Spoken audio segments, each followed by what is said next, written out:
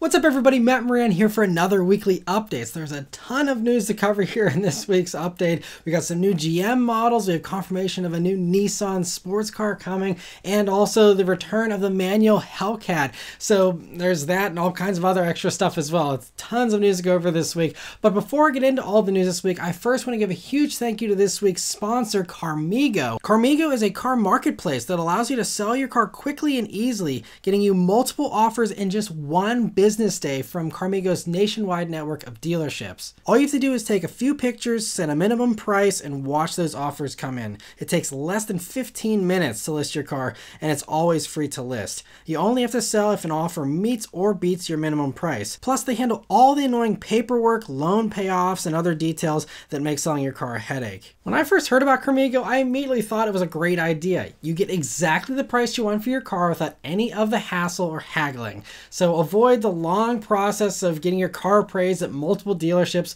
or the annoying back and forth of dealing with Facebook messages with random people, and get your car sold in a day with Carmigo. If your car sells, you normally just pay a flat $350 fee, but for Matt Maran motoring viewers, if you use the link in the description, you'll only pay $300 instead. So if you're ready to sell your car, click the link now and get started. And getting into all the car news here this week, like I said, there's a bunch of GM stuff here. And so last week's GM Investor Day really had a ton of great little nuggets of information and hints that were dropped by GM's president. And so there's a bunch of stuff to unpack here. I'm going to go through it as quickly as I can. But first, the most mysterious bit of info here that he dropped was about a future Halo model, potentially, that's arriving in 2024 that he said was based on the C8 platform, but didn't refer to it as a Corvette. So this is kind of puzzling. He did allude to a higher performance C8 Corvette coming in 2024 that he said is so good you won't be able to imagine it from a performance standpoint, which is likely the ZR1 model that's been rumored to be getting a twin turbo version of the 5.5 liter flat plane crank V8 from the Z06. There was a leaked spec sheet that came out in 2020 that was showing that to do about 850 horsepower. So pretty wild, and so that fits with, you know, his quote, and totally could be that for sure. But this other model he only called an incredible performance car, and that it will put the world on notice about what GM is capable of, and that it will set the standard of the world for performance for Chevrolet. So in this quote, he was referring to stuff in 2024. So it's unlikely that this is the final C8 Corvette trim. That's the rumored 1,000 horsepower Zora, which basically takes that ZR1 power plant that's rumored and then pairs it with electric motors to give you that extra power. And so that's due in 2025. So I don't think that it's that unless they've moved the timeline up for that one. But I feel like they want to give those models some breathing room in between each other. And so him alluding to it also being on the Corvette platform also rules out the electric Corvette SUV or the electric Corvette sedan that have also been rumored. So I don't know, color me confused on this one. I'm not sure. Some people have taken it to be like, oh, he said Corvette platform, but he could be talking about like the next generation electric Corvette platform. And so that he is just talking about, you know, this sedan or this SUV or something like that. The sedan, I could buy that argument possibly, but not for the SUV. That's certainly, obviously will be very impressive from a performance standpoint, but it's still going to have an SUV, you know, as far as limitations go and stuff. It's not going to, you know, be quite up to, you know, a C8 Corvette, I'm sure. But anyway, yeah, just very interesting that he dropped that little bit of info, and we'll have to just see what ends up happening with that. But I'll get back to the other Investor Day info in a minute here, but continuing on the Corvette theme here, Car and Driver also put out a report that gives more info about that electric Corvette sedan and SUV that are supposedly coming as part of Corvette's sub-brand, supposedly. So Car and Driver talked with an unnamed friend within the GM Tech Center who gave them some very intriguing info here on them. So they say the sub-brand will begin in 2025 and will supposedly aim to provide the essence of Corvette in these different packages, but that the designers will be, or the designs for these vehicles will be copies of nothing, according to their source that's seen the first proposals of these vehicles. It also sounds like they'll have very impressive hardware to go along with the styling, with Car and Driver claiming they'll have battery packs with high energy density, super fast software, a patented cooling concept, staggered Lego-like topographic packaging, miniaturized componentry, ultra-efficient inverters, high-revving electric motors, an 800-volt electrical system that provides up to 350 kilowatt of charging power, a 2-speed transmission, brake-by-wire, multi-mode 4-wheel steering, and torque vectoring. And a lot of those components sound like they were taken straight out of a reverse-engineered version of the Porsche Taycan. And so it's clear they're probably going after the Taycan. That's been kind of hinted at in the past as well.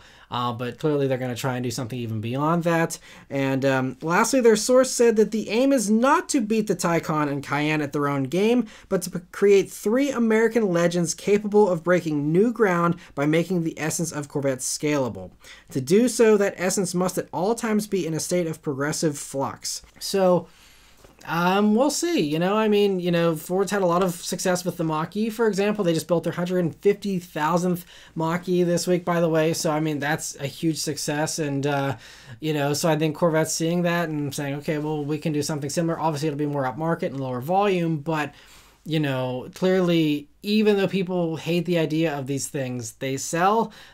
I'm one of those people. I hated the name. I hated the thing when it came out. And now I'm an owner of a Mach-E. So, you know, people come around to these ideas little by little, and you know, there's a lot of people that just are on board from day one, and they'll end up buying these things. So you know, it'll be interesting to see how this all, you know, progresses here at GM, and you know what they end up coming up with. But I mean, looking at, you know, the Celestiq and all these very impressive things they've been doing recently, GM is really making some massive investments into some very, very impressive stuff, and so I'm very excited to see how that all materializes down the road. But getting back to the Investor Day stuff here from GM, GM's president also talked about the Chevy FNR-XE concept that just debuted last week at GM's China Tech Day in Shanghai. And so I just want to briefly, you know, talk about the concept itself, because it looks pretty awesome. And they did say that if it gets produced, unfortunately, it will be primarily for China. That's what they designed it for. And obviously, they debuted it at, you know, in China there. They didn't show it off at the LA Auto Show or something like they could have. So, you know, don't hold your breath for something like this to come to the States, because in China, people actually buy sedans still, unlike the US, where it's a pretty tough sell. So don't get too excited about this. But GM's president, they didn't confirm any kind of US version, but did mention in the American investor presentation here that the car exists. I mean, obviously that will help the bottom line in the American operations of GM, but he just said that it has a pretty dramatic low roof Chevy that's, you know, going to be coming here for China, and he just, you know, didn't, you know, rule anything out or say anything, just mentioned that that's another thing that's coming. I really hope that, you know, they can find a way. I know, you know, Chevy swore off sedans a while back, but hopefully, you know, it's so much easier with the electric stuff. You have the platform already, just put a unique body on it, and you know, the rest of it can be a parts bin special. And I still think it would be cool for those who do actually want, you know, a sedan from Chevy still. And so, especially, they could even call it the Chevelle, and you'd have the EV in the name there to emphasize if you wanted. And then I think it'd be a really great thing to bring here. But that's probably just dreaming. And anyway, just another cool concept from Chevy there. And lastly, Buick's news here from this presentation was that in addition to the Chinese and Vista crossover that Mark Russ confirmed, and I talked about that in last week's update, he also confirmed that the Electra E5 that was just revealed in Chinese regulatory filings also will be arriving in the US here in 2024. So yes, sadly, the Electra name, at least at first here, is going to be put on a crossover, not on this sweet, you know, concepts that we've seen, all these beautiful coupes we've seen in the past year or two. And speaking of cool Buick concepts, they actually just posted another one for Thanksgiving here, this sweet, you know, looking thing on their Instagram page. And it's just a really cool sedan, and I guess it's just to pour salt in the wound of like, hey, here's all the awesome stuff, you know, that these GM designers, you know, they're dreamers as well, apparently, and they desperately, you know, probably love drawing this stuff and imagining these things. But then they're like, oh, wait, we have to think of those really cool design elements and then put them on a normal crossover. It's just a bummer. Hopefully they do some type of Buick sedan like this someday, but definitely don't hold your breath for that one either. Anyway, though, thanks to the Chinese leak, we do have some more details on this Electra E5. It has the same wheelbase as the Chevy Equinox EV, so it's likely based on that, but it is about 2 inches longer than the Equinox EV, so it'll give it a little bit of premium vibe, you know, with the extra space, possibly. The powertrain is unique in China because they partner up with local Chinese battery makers and stuff, but here in the States, it'll likely get the same, you know, kind of version of the Ultium setup as the Equinox. meaning a 210 horsepower front-wheel drive version and a 290 horsepower all-wheel drive version potentially, and probably up to about 300 miles of range or so. We'll have to see. It's also rumored that this Buick could debut as soon as next year, and so we don't have too much longer to wait for that. And along with that, one last little thing I'll add is that the Chinese government, that site that did those regulatory things, they also were able to do an early reveal here of the refresh for the Encore GX, which I didn't know was getting a refresh already, but apparently it is. Here it is, ta-da! And, similar styling to those electric Buicks, but just transplanted onto the Encore here, and I'm guessing that'll debut fairly soon as well. These are all rolling out this new Buick badge and this new styling direction for Buick. And so it sounds like lots of changes coming to the Buick brand here pretty quickly. And finally, the last little bit of GM news from the Investor Day is thanks to GM authorities reporting, and that is that GM's president confirmed that alongside the Traverse will move the GMC Acadia to a little bit different size standpoint. This comes in a little bigger than the old Acadia, so it's a big transformation for GMC and it's part of the market. So that'll likely be similar in size to the old, Acadia and the, Traverse. So we're talking like first generation of the Acadia and, what you have with the huge, current Traverse here. Because, the Acadia was downsized for a second generation. I reviewed it when it first came out. It made for a much better handler and was a lot sportier, but, probably wasn't what, family crossover buyers that are having a three-row SUV, they want something big, and this being downsized probably wasn't the best way to go with that. So I think they're kind of reversing direction with this new one here. And so whether it'll just be basically the current Traverse with GMC styling, or if it's going to be something more unique or something fresher than that, we'll have to wait and see, but it'll likely be arriving next year for the 2024 model year. Another large three-row crossover that'll also arrive next year to compete will be the Toyota Grand Highlander, which Toyota officially teased this week. So the teaser here, we see some taillights that definitely give me some Subaru vibes, along with an iForce Max badge on the back, meaning it'll likely be powered by the same setup that's in the Crown, which is a 2.4-liter Turbo 4 combined with a hybrid system for 340 horsepower and 400 pound-feet of torque. And so all Toyota says about it for now is that it'll be sophisticated, spacious, and powerful, and that it'll be all new. Now, whether the all-new thing means, hey, this is a brand new name we've never used before, and so therefore that makes it an entirely new concept, or if they mean that it's truly all new and it's not just a stretched version of the regular Highlander, and maybe it is something with a completely unique body stamping that's totally different styling and stuff. We'll have to wait and see. Thankfully, we don't have much longer to wait, though, because they say it's going to be debuting on February 8th at the Chicago Auto Show. So we'll be seeing that here in just about 2 months or so. But back to some sports car news here. Nissan has an exciting announcement here. They officially confirmed a new Nissan sports car thanks to Autocar's new interview with the CEO of Turismo this week. So the UK got the sad news this year that the GTR, they weren't going to be selling the GTR anymore in the UK. Thankfully, we have confirmed there is a 2023 model year GTR here for the United States. So it's continuing on here. Who knows how much longer, but at least for the 2023 model year, it is sticking around. But in the UK, it's not. And so whenever they were talking about this with Autocar, Nismo's CEO reassured them that the UK is very, very special to us, especially for performance cars. So one thing I can say is please wait. We are going to introduce a very exciting model to the UK market under the Nismo brand. And obviously, the UK market is fairly small, so whatever they're doing, it's not going to be exclusive to the UK, I don't think. And chances are it will probably show up in the States as well, fingers crossed. He didn't provide many other details other than confirming it'll have a combination of hybrid and EV versions that will be launched over time, and then hinted that they'll be arriving sometime this decade. The electric version is probably farther out though, because Nissan holds the belief that for them to have a performance EV that meets their standards, they need to have solid state batteries. So they have something that's got better cost parity with a gas engine and something that's also a little bit lighter and more power dense. And so that means, I think they said the first solid state batteries at Nissan could be ready to go by like 2026 to 2028, I remember reading. So probably, towards the end of this decade, at least for the electric version, but hybrid one could come sooner. Now, they're strangely silent, at least as far as the reporting goes so far, as far as a next-generation GTR. We've heard confirmations a new GTR is coming. The GTR is very key to Nissan in general, so it's not going away. forever, but this current generation probably won't be built forever, and there might be a gap until a new one arrives. But they said, last I saw is that there's not much direction as far as what they want to do with the new GTR, whether it is going to be electric or hybrid or be barely electrified. They just didn't seem to really know 100%, at least as far as what they were telling the publications earlier this year. So I don't know what's happening with the GTR, but it sounds like the idea is that this Nismo thing will kind of be a stopgap until the GTR comes and be something different.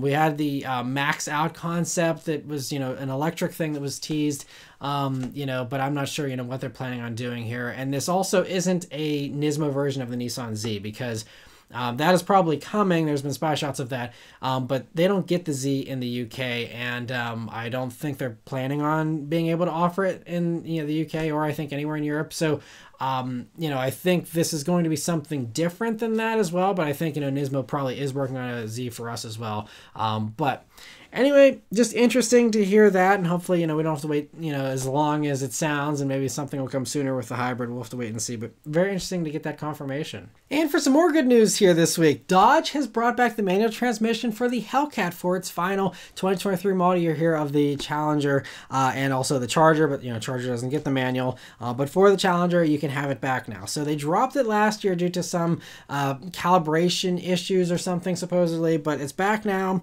and so this is it. The 2023 model year is the end of the Challenger. So if you want, a manual transmission, 700 horsepower muscle car, here's your last opportunity to buy one new. Get in line, get one while you can. So awesome to see them bring that back, though. And moving on here, Lamborghini this week has revealed the production version of the Huracan Sterrato, and it comes with a very cringy promotional video that's pretty hilarious. But video aside, the Sterrato is also a very unique offering here for the small handful of Lamborghini buyers that don't care about trashing their supercar, I guess. And so the fact that Lamborghini plans to build 1,499 of these things, that honestly seems optimistic to me. I can't imagine. I mean, I guess maybe there's 1,500 super rich people that trash Huracans for fun. Maybe, but that seems like a stretch. I'm sure that, most people that buy these probably will never take them off-road, and it'll just be a style thing, I guess. But even still, just buy a regular one. I don't know. I can't really wrap my head around this, but it seems to be a growing trend that we're seeing. We saw the Porsche 911 Dakar that just debuted at the LA Auto Show. Similar type of thing with that, where you have worse performance, but it's, for an off-road audience that I guess exists somewhere. So I don't know. But anyway, for the 1,500 people that actually do want these, here's some of the stuff that's going to have. So it takes the Huracan, lifts it up about 44 millimeters, along with adding rugged fender flares, driving lights, and roof rails, along with unique wheels, tires, and a roof scoop. And that scoop is the same one from the STO, but unlike that car where it was just for extra cooling, in the Sterrato, it's actually the only intake, with the side intakes being blocked off so that the roof scoop can get the cleanest air possible while off-roading. The scoop does limit the power, though, a little bit, so it only does 610 horsepower and 417 pound-feet of torque, even though it runs the STO's version of the Lamborghini V10 that is capable of 630 horsepower, but they're just limited by the amount of air they can bring in there. It'll still do a 3.4 second 0 to 62 mile per hour time, which is just 0.4 seconds slower than the STO, which is honestly impressive considering the fact it has much less grippy all-terrain tires on it and 20 less horsepower. It still has all-wheel drive, of course, and mechanical locking diff, and handling has been tuned also for better off-road capability with softer springs and dampers, along with more lenient stability control when you're in the new rally driving mode. The track is also 30 millimeter wider in the front, 34 millimeter wider in the rear, and wheel travel is 25% greater in the front, 35% greater in the rear, to make sure you keep contact with the ground whenever you're going off-road. And it gets some unique bits on the inside as well, as unique graphics and gauge readouts on the infotainment, things like that. And so production is going to be starting in February, and I will be very curious to see. I'm guessing they'll all sell out pretty quickly still, but I'd be very curious to see how this model actually goes over for them. And anyway, interesting to see that. Ferrari this week has revealed their first Vision Gran Turismo car. They've been a holdout on these for a while, but they've now done a Gran Turismo car here to commemorate their 75th anniversary of racing. And so like other Vision Gran Turismo cars, it's just a fun concept here that'll be available in the Gran Turismo video game, but they did build a life-size version of it as well that'll be displayed at the Ferrari Museum until March. And so it's powered by a version of the 3-liter turbo V6 that powers the 296 GTB along with its hybrid system, but in this, it makes a crazy 1,016 horsepower at 9,000 RPM and 664 pound-feet of torque from the engine alone. And then there's another 326 horsepower that comes from the electric motors for 1,339 horsepower total. And the car only weighs 2,756 pounds, so it should be quite the animal in the game. It'll be a lot of fun to play with in the game. And Ferrari quotes a 0 to 60 time of under 2 seconds, a 0 to 124 mile per hour time of under 5 seconds. So yeah, I just think it'd be awesome even as a design inspiration for the next generation LaFerrari or whatever the new hypercar is from Ferrari. I know they're working on something and maybe this is hinting at that a little bit. We'll have to see. But anyway, very cool to see that. And another wild car here, DeTomaso. They're back with a new hypercar here called the P900. So it's going to run a V12 engine that revs to 12,300 RPM and is powered by synthetic fuels actually. And so I'm guessing it'll run on regular gas as well, because typically it seems like stuff that runs synthetic fuels, you know, stuff that's normal gasoline engines essentially. But I guess they're working on stuff with synthetic fuels in particular. And DeTomaso's CEO says, as a passionate automotive enthusiast, it is difficult for me to accept a silent EV-driven future.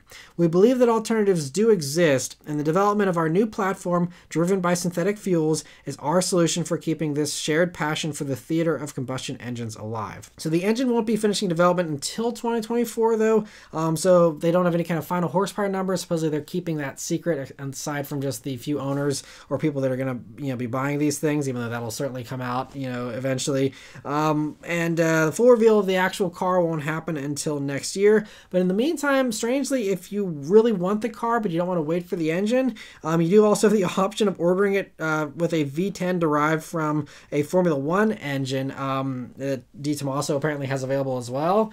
And you can drop that in this thing and then have one sooner, I suppose. But only 18 P900s are going to be built, so I would assume that they're all going to want to have the top engine, the V12 instead of the V10. Anyway, they're going to be priced at $3 million each, and by the way, they weigh less than 2,000 pounds, which is crazy to believe, honestly. But anyway, so handling should be just as wild as the engine too. So anyway, very cool to see that. And BMW this week has revealed their very rare and expensive new 3.0 CSL that's a tribute to the original from the 1970s. It isn't too retro, but you know, it does have some nods here to the original with the bumpers, the flared fenders, the rear wing, roof spoiler, and graphics. I'm just glad they made the grille a little smaller than the M4. I think that's a welcome change and shows that the M4 doesn't need to have that huge grille for cooling. You know, you can shrink it down and have something reasonable. But anyway, it uses a lot of carbon fiber on the outside and on the inside, including the roof, trunk, and most of the body panels, along with carbon fiber bucket seats and other interior trim pieces. It runs unique 20-inch wheels in the front and 21s in the back, with unique tires developed by Michelin as well.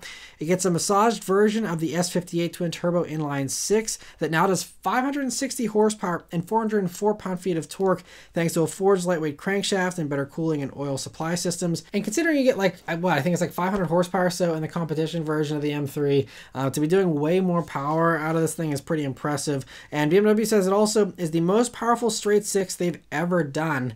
And impressively, they actually went with a retro setup as far as the rest of it. So it's rear-wheel drive only and manual transmission only, 6-speed manual. Kind of surprised about that one, honestly, but I'm really glad that they, you know, really committed for the, you know, retro thing with the manual and all that. Handling wise, it gets an adaptive M suspension and carbon ceramic brakes with 6-piston front calipers. But here's the bummer. Only 50 of these things will be made, and they'll only be street legal in Europe. And also no pricing was given, but you know, it's obviously going to be several hundreds of thousands of dollars. And so a very cool thing, even though it's still, they say this is like unique and one-off, but it's still just looks like a, you know, pumped up version of an M4 still in a lot of ways, but still very cool nonetheless. Another awesome German car here that debuted this week that thankfully will be produced in much greater numbers and will be coming to the US here is the new performance version of the Audi RS6 Avant and RS7. So they get bigger turbos and more boost for 30 more horsepower and 37 more pound-feet of torque, now totaling 621 horsepower and 627 pound-feet of torque, and officially making it more powerful than the Mercedes E63 that's on its way out. 0 to 62 mile per hour time has dropped by 0.2 seconds, now down to a 3.4 seconds 0 to 60 time, and the 8-speed auto also is faster shifting now, and the new drive modes have been retuned for greater differences between them as well. There's also a new center locking diff that's lighter and more compact and can put 85% of the torque to the rear now, in addition to helping the car to corner more precisely and have less understeer.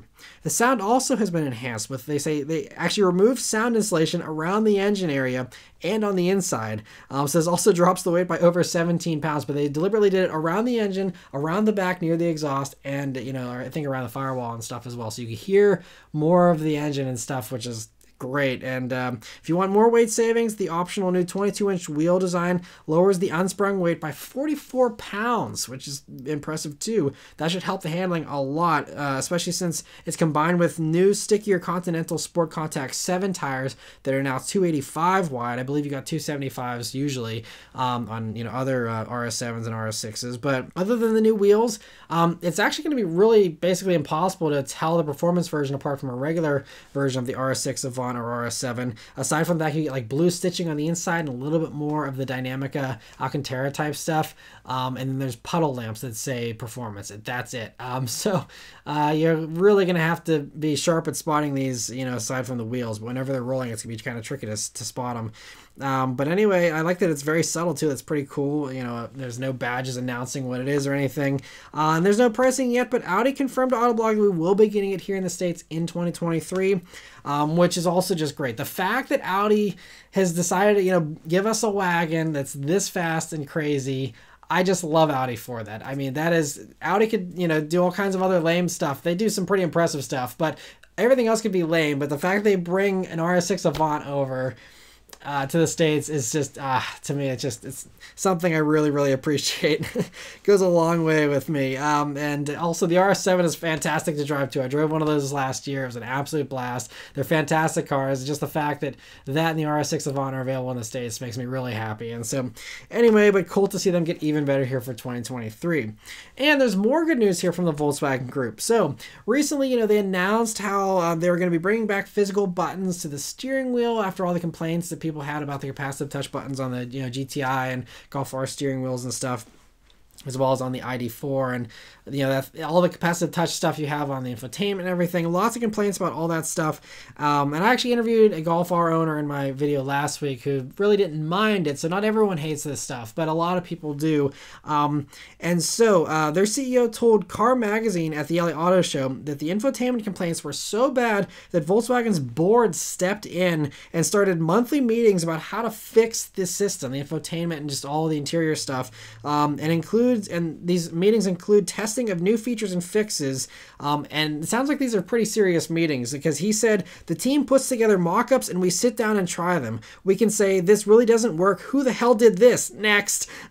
And they say combining this with more frequent clinics to get random people to try new ideas, and listening to that feedback has really helped them to figure out, you know, what they should and shouldn't do going forward.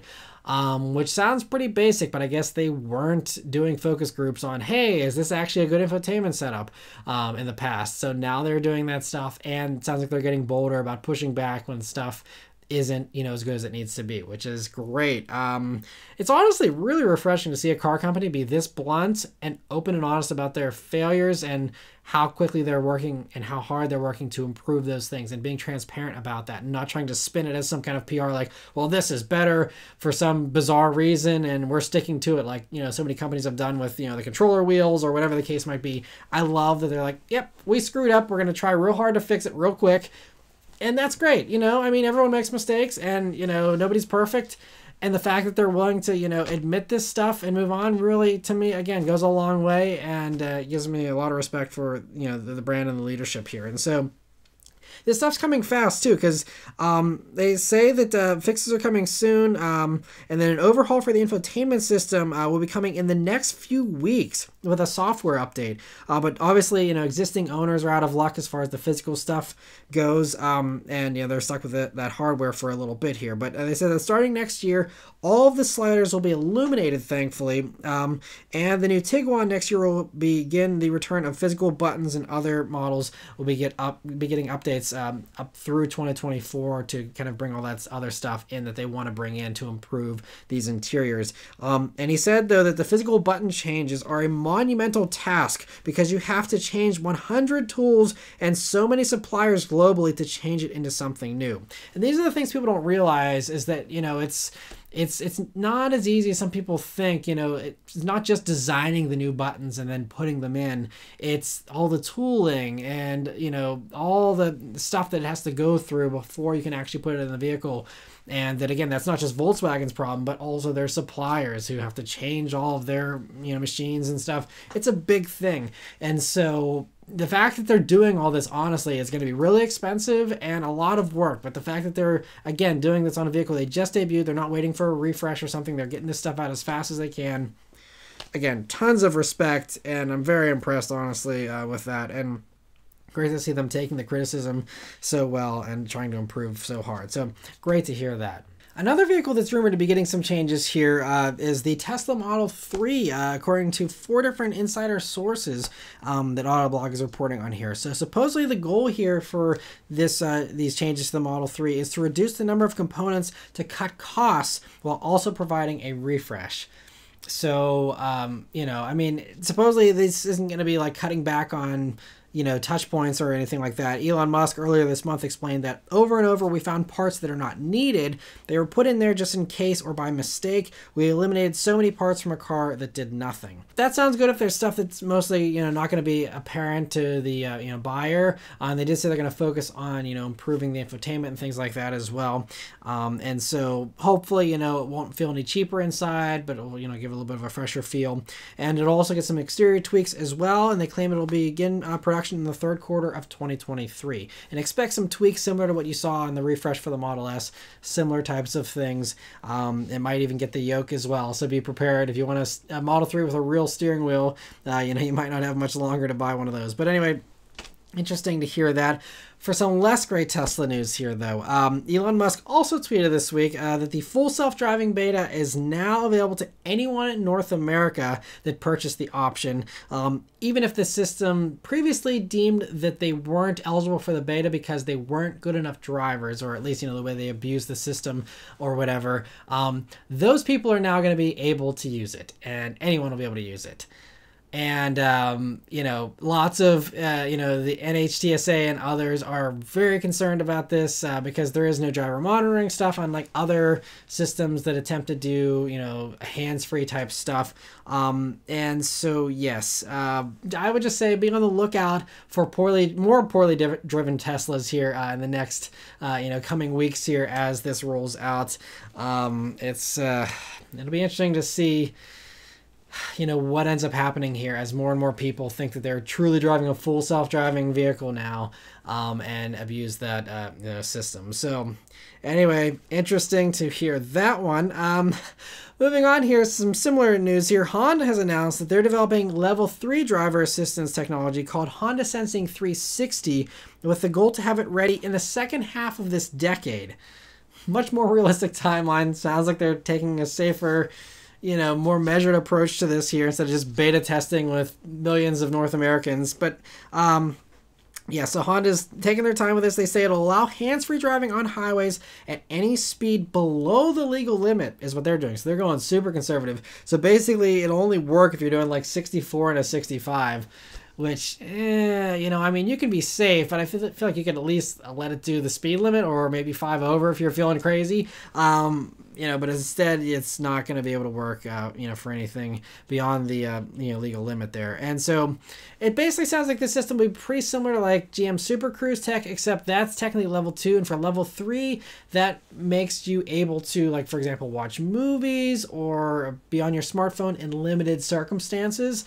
So I guess if the conditions are perfect, you can actually not pay attention to the roads. There will, you won't have to worry about, staring at the road like you do with Super Cruise and Blue Cruise and things like that. So it is next level, and so that's why I think it's, a little further out here, coming in the late 2020s. But interesting to hear that they're working on that. And the last news story this week also is from Honda, and they announced an interesting new vehicle they're working on. So it has no name yet, but it'll be based on the new CR-V, and they say it'll use a combination of hydrogen fuel cells combined with a plug-in hybrid battery that's big enough for around town driving, supposedly, so that you're not 100% dependent on hydrogen, which is great because I mean, obviously, no one's going to really buy these probably unless you live in California where you actually can get hydrogen. But, it at least means that you're not quite as desperate for hydrogen as you used to be, if you're one of the few people that, adopted any of the other hydrogen vehicles in the past.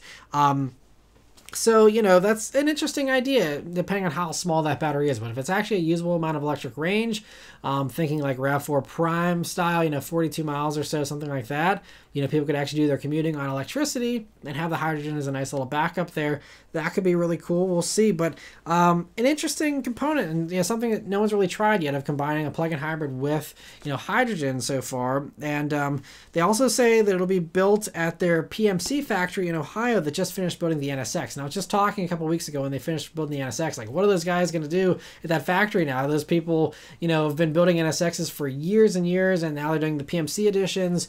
But, what are they going to do, aside from those, 100 PMC editions each year or whatever? Now we know. In 2024, they'll be building this thing instead. And so interesting to see that, and I'm very curious to see what they end up doing with that hydrogen thing. I just wish the hydrogen, infrastructure was, big enough to actually take something like this seriously in, something other than a very limited use case scenario. But anyway, interesting to hear that. And lastly, I want to give a huge thank you to all of you who are members of the Matt Moran Motoring Club. So we did have 2 new members join this week, so I want to give a huge thank you here to Patrick Parker and also to Yadvinder Gakal. So thank you both so much for becoming members this week. I hope you're enjoying all the perks so far. I know Parker also joined in the live stream there this past week. Hopefully you guys enjoyed that live stream. That's one of the great perks is, you get priority answering, and it was great talking with so many of you members and answering your questions, especially in the live stream there. And so anyway, I just really appreciate your support of the channel. I know both of you are longtime fans, and I really appreciate the support over the years, member and otherwise, just very much appreciate just being subscribers for so long. And so for anyone else who would like to join, there's always links here in the description, as well as a join button here on the video page and on the channel page if you'd like to check it out and join. But anyway, that's it as far as all the news this week, guys. So thank you all very much for watching. Please continue to stay safe and healthy, and I'll see you guys in the next one. Take care.